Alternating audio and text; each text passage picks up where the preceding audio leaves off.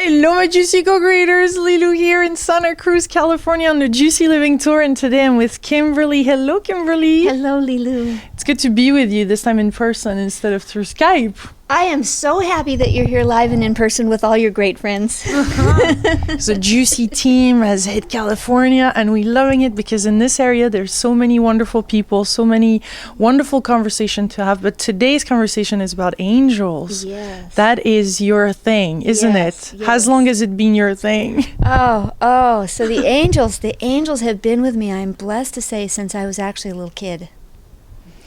So they first made themselves known to me probably, let's see, how old was I? I was 15 years old. Mm-hmm. So how do they appear? How did they appear back then? Back then, they held me. I was praying. I was at a summer camp with a group of other kids on Catalina Island, and I was praying. And we were around a bonfire at night, and we were praying to Jesus. And I was praying from every part of me was praying out to Jesus, asking for love. And I'm praying, and I feel these arms around me. And I open my eyes, and I step forward, and I look around, and there's nobody there. Mm-hmm. And I thought, that's really weird. Somebody's tricking me. So I closed my eyes. It took me a little while, but I got back into it. And then I'm praying from my soul, calling to Jesus, asking for him to hold me. And somebody held me again. And I opened my eyes and looked around, and nobody's there. And again, so I'm thinking, somebody's really trying to mess with me. Mm-hmm. So again, third time, I went into prayer. I'm praying. This time, somebody held me, and I thought, what am I praying for? I'm asking Jesus to hold me. Somebody's holding me. Is this Jesus? And I got the most peaceful feeling in my heart, and I knew that my prayer was being answered. I knew that Jesus was holding me, that God was holding me, that Spirit was holding me, that the angels were holding me. And that was really my first experience when I discovered that I was a mystic. Mm-hmm. How do you define mystic, though? A mystic is somebody who actually experiences spirit. Okay. So it's not a thought. Uh-huh. It's not a thought. It's not a concept. It's not a belief. It's an actual experience where you feel the energy, you feel the connection. I feel a personal presence. And it's like that with the angels. Every single one of the angels has a unique presence, a unique expression, a unique feeling about them. And so when they're around, sometimes I see them in my inner vision, inner vision is a funny thing. Each of us has a kind of a unique version of inner vision. But mine, it's almost as if I'm imagining, except the imagination is real, and it's not just an imagination. I can feel it, and I know. So as an example, when I was creating, this is one of my books, The Beatitudes, Mm-hmm. I was supposed to preach in a church, and I was praying. The topic was grace, and I was praying, and I was asking, Lord,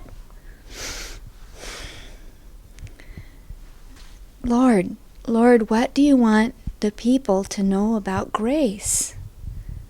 What can I tell them? What words do you want to share with the people about grace? And the next thing I knew, it was as if Mother Mary was standing there right next to me. I had this amazing infusion of energy, and this beautiful series of meditations and words flowed out through my arm, flowed out through my hand onto the paper, and I ended up with the 7 Beatitudes. Beatitudes. Be. Just be. Be. Be in love. Be in peace. So, because you were, from my understanding, you were vice president of a financial firm. Mm-hmm. So you had that encounter with angels, and yet you were working with them, but not really 100% making a living from working with angels, because that's really what it is. Right. Also, right? Yeah. So how did you switch from that to that? Because there's a lot of people that have passions, and I think we can learn a lot from your story. It's another thing to step in it and really. Yeah. So my story was not a pleasant one, but it was amazing. I was a vice president of a financial planning firm in San Diego. I was one of their youngest vice presidents. I supervised and trained 35 field agents. I worked with a planning council of 6 people. It was a big job. It was very exciting. I was really cute. I was really young. I wore these cute little silk suits with these little short skirts and high heels. I had my briefcase. I had this wonderful office with all the windows. And I started to not feel good. And I know this is the case for so many people out there where so many people are having health issues, or they're being laid off from their job, or they're coming into some kind of crisis in their lives. Well, for me, it was a health crisis. I eventually forgot how to read. That was really weird, to forget how to read. I couldn't think. I couldn't do anything. I was in awful pain, and I had to quit working. 2 years later, I was just at death's doorstep, and I'd been to 15 doctors. They couldn't figure out what was wrong with me, and so I finally actually surrendered. There was a part of me that knew that it was my separate will that was killing me and causing this illness, and there was a part of me that knew that there was a really wonderful opportunity here. And so in that part, I had the deepest surrender I have ever had in my life up to that point. And all I could do was lie with a pillow over my face, because light hurt and everything hurt. And lying on the sofa with a pillow over my face, I was begging God to please, please take me. I don't even care what that means anymore. I was ready to die. I could stay this way forever. I'd learned how to suffer really well. Or I could get well. I didn't care what it was anymore. All I cared was that I needed to feel God's embrace. And so I was lying there begging, please, I don't care what this means. Just take me right now. And that prayer came from every part of my being. And it was so sincere, with all of my being, that the ceiling disappeared from my house. And I took the pillow off, and with my eyes, I saw the heavenly host, millions and millions of heavenly hosts. And it looked to me like that Doré sketch with all of the angels circling around, the millions of angels circling around. That's how it looked to me in my vision. And the most amazing part was they held me. They held me in an embrace of love that was beyond anything that I could imagine. And in that embrace of love, the pain left. And I knew that everything was okay. And all I cared about in that moment was the love, that it not stop, that it hold me forever. And in that embrace, this knowing came into me from these amazing beings asking me to create a bridge to spirit. And so, there's a pesky little mind that's always in there, and it's saying, you can't read, you can't do anything. What do you... But this other part of me was just shoot it away. And this other part of me, my soul, was saying, yes, yes, yes. Anything to stay in this love. And so the next week I went to the doctor. He referred me to somebody who could diagnose what was wrong and start treating me. It took a year for me to recover and get well enough where I could start working, but once the treatment started, my memory started coming back. I remembered how to read. The interesting part, though, was my math memory didn't come back, so I was never able to go back to financial planning because it took about 15 years for my math memory to come back. They wanted to make it sure that door was closed. And so 4 years later, Angel Blessings cards is that bridge to spirit. Those are beautiful. Yeah. And it was so clear that the angels are in here. If anybody who's ever picked it up, And when it first came out, the first printing, my publisher printed 10,000 copies. They sold out in the first month. She printed another 20,000 copies. They sold out in the next 2 months. And so Angel Blessings Cards was on the bestseller list in its category for almost 2 years when it first came out. And people feel it. They feel it in here. They feel it in the words. And the other interesting thing about it was that rather than channel the words to me, they made me become the information that's in the book. Mm-hmm. So the angels came to me one at a time, and they would work with me one at a time, infusing me with their qualities, infusing me with their wisdom, until it became a part of me. And then I could write about it from my own experience. So you're embodying them, huh? Embodying them. That's what's in there. And that's why when they're around, I tune into them, and I can recognize them in the energy around us, because I know how each one of them feels uniquely. Mm-hmm. What's the one that is mostly with you? Who's your favorite? You have a favorite? They're all my favorites. Yeah. They're all my favorites. But let's see who's here now. It's like they're all here. I can see them and I can feel them. They're all around us, and it's like we're little kids, and they're jumping up and down, and they're screaming with delight, and they're whooping. Woo! Very cool. So what would you say the role of an angel is? I can only speak from my experience. Mm-hmm. If you look at a definition, they're defined as messengers from God, and they're defined as the ones who take our prayers up to God and bring their response. And that's truly how they've been for me. Every time when I pray, I almost always pray straight to God. But who responds? It's the angels. It's the angels that show up. So I'm praying to God, and they're taking my requests up to God, whatever that is for you, whether it's the Source or the Almighty or Jesus, or, we have so many different versions, the Beloved, the Holy Spirit, Allah, whoever it is for you. They take our prayers up and then come back with the response for us. And how does that response look like then, if we don't have cards, for example, to get their message more directly? That's the interesting part. For most of us, the message comes through the parts of our lives that we don't like. Sometimes we feel these wonderful embraces of love. Sometimes we see twinkling lights. We get angel bumps. Mm-hmm. We get a chill up our spine. We have a feeling that there's somebody here. I get emails all the time saying, how do I recognize my angels? And I'll say, what's happening in your life? And they'll say, well, I just got fired from my job, or I just got laid off from my job, or I've been sick for 2 years.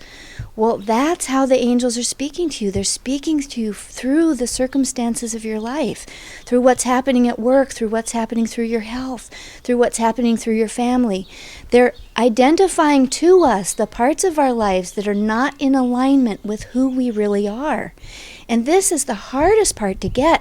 It's so hard to see this. I know it was for me. It took me a long time to be able to see that the ongoing 30-year health challenges I've had are the angels revealing the parts of myself that are still out of alignment with who I truly am. Mm-hmm. And each time I'm willing to face one of those parts of myself or parts of my life that I just really want to scream and run away from, each time I'm willing to embrace some area of pain that I'm dealing with, and each time I go in my heart and I surrender, like I did on that day on that couch, and pray, I don't know.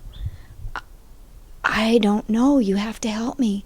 All I care is that you hold me, that you guide me, that you show me what you want. So you have to entertain that conversation. You have to be there and start speaking and engaging in that conversation. Yeah. We have to be willing to let go of how we think we want it. Yeah. And in that surrender, in letting go of how we think we want it, in facing our fear directly and our doubts, that's when amazing things can happen. But it means that we have to move into the unknown, and that unknown is frightening. But I can feel the love just bringing, for example, to a disease, just say, if you feel like this is a message from the angels, then you bring love to it, and then there's a certain part of surrendering, and then something can come up. Yes. So this is brilliant. Yeah. Well, as an example, I had another interesting thing happen in December. Right before I have an angel ministry, and the second week of December, I had 30 people coming from all over the world here to Northern California to ordain my new angel ministers. And 2 weeks before the ordination, I started having seizures. And I mean, all day long, all night long, I couldn't sleep, seizures. And it was pretty frightening. And so, I went to the hospital, and they said, wow, that looks uncomfortable. You want some pills? Sent me home. And so I did what I always do. I surrendered. I prayed. I went in deep prayer. I surrendered, and I said, what are you showing me? What is out of alignment? And I still don't know what it was. But through just the power of surrendering, through saying, I don't know, you have to help me. You want me to do this work, you have to help me. And it started on a Tuesday, it stopped the next Tuesday, I was fine, and I was actually healthier after whatever it was, I was actually healthier. And it was because of that willingness to face it, to embrace it, to say, okay, what are you sending me now?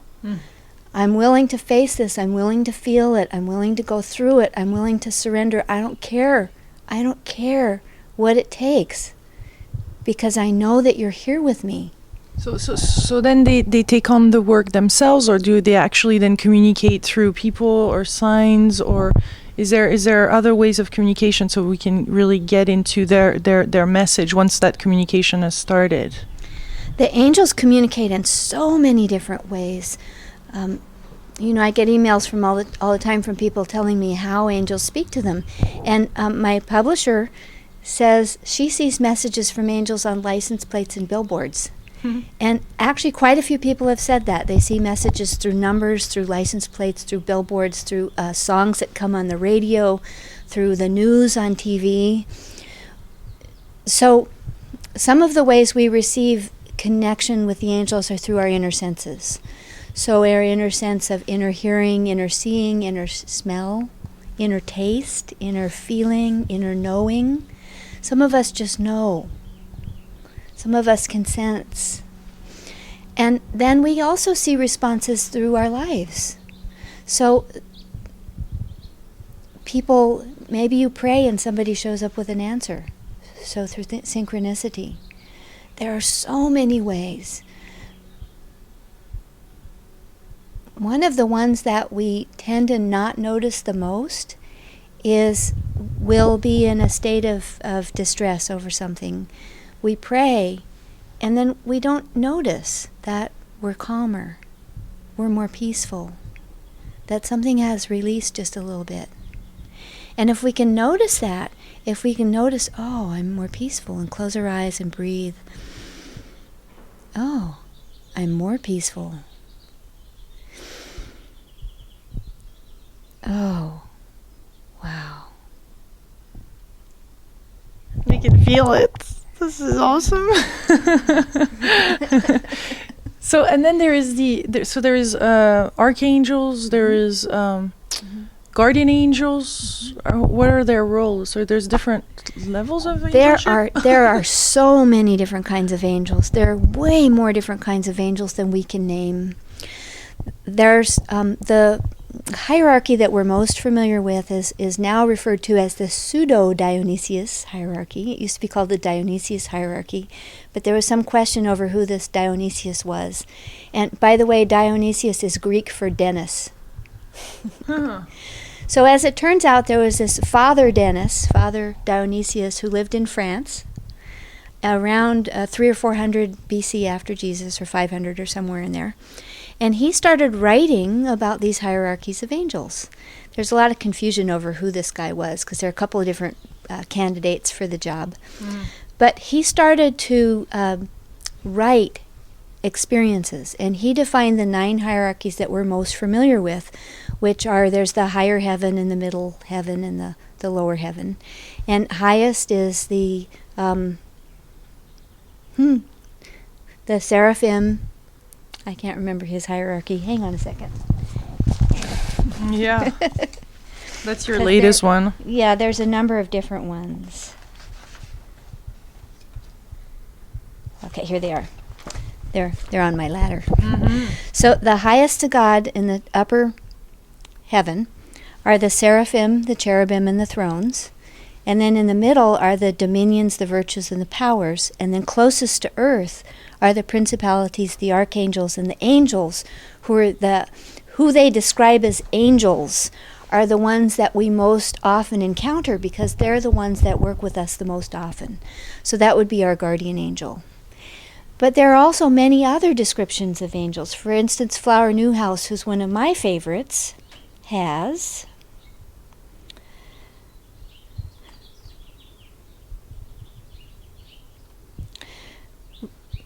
religious angels, angels of nature, angels of birth and death, healing angels, builders of form, angels of inspiration, song angels, and love angels. The love angels are closest to God. So there are many different kinds of angels that are out there. And as we get to know them, as we explore them, it's really not so important what kind they are. It's more important, how are they coming to help us? Mm-hmm. How are they blessing us? What gifts are they offering? What are they revealing? What are they trying to help us discover about ourselves and the challenges that we're facing in life? Angels are actually very practical. Their main purpose is to use everything that's happening in our lives to help us have a deeper connection with them, with God, with ourselves, whatever you want, by whatever name you call that. So mainly they're coming to say, wake up. Wake up, there's more here. That's awesome. And do earth angels exist too? Oh, yeah. So there's also this whole hierarchy of earth angels. And there are other kinds of spirits. So there are devas. They're the earth devas. There are elves and gnomes and elementals and salamanders and undines. There are devas for every mountain and valley. There are devas for every city. There are giant angel lords for mountain ranges. There are so many different celestial beings that support us. There are angels for our neighborhoods. You can go out in the morning at dawn and close your eyes and say, Angel of my neighborhood, please help to bring peace to my street and all of my neighbors. What a wonderful service. And for instance, in Japan, there are giant angel lords that oversee Japan. And right now, today, with the earthquake and the tsunami and everything, we can pray to the angels that are over Japan. You know that the healing angels are there. You know that Archangel Michael and the mighty angels of protection are there. Mm-hmm. And we can go into prayer. However we can pray, please, help the people in Japan. Help the people in Hawaii. Help the people who are suffering right now from this from the water angels. Is it, so would you say that there's more of them right now at this time of change on the planet? Yes. Are they raising the vibration too of the planet? Yes. They are. Yeah. As we elevate in consciousness collectively, look what's happened in the last 30 or 40 years. Look at where we've gone in consciousness. And there are so many people now who are praying for peace, who are on a spiritual path, who are evolving in their consciousness, who are coming together. Look how many different groups there are around the world now that are bringing people together of all different cultures and faiths and perspectives, coming together in community saying, we are connected. We aren't different. We may have a little different perspective, but in our hearts, we're all the same. We're the same. We're coming together. Mm-hmm. Millions and millions of people now. And as we awaken, we're able to contain more of this spiritual energy that's coming in. We're able to live within higher vibrations of energy. And so as the energy increases, we are able to live within it. We're able to embody it, to radiate it out in our lives. And so more energy can come in. And that raises us more. It's such a beautiful process. Well, thank you for this time, spent to talk about angels. This is awesome. This is the first interview on the Juicy Tour about angels. It's great to do this with you. And I guess we're going to do a little video now about the angel reading so that people that are using your cards or people that, maybe be some questions too around that. I really like to show also the practical aspect of it. So thank you for accepting doing all this. And it's so much fun to see you in Santa Cruz. Oh, yes. Beautiful angels, all angels out there. We love you. We send you much love from Santa Cruz, California.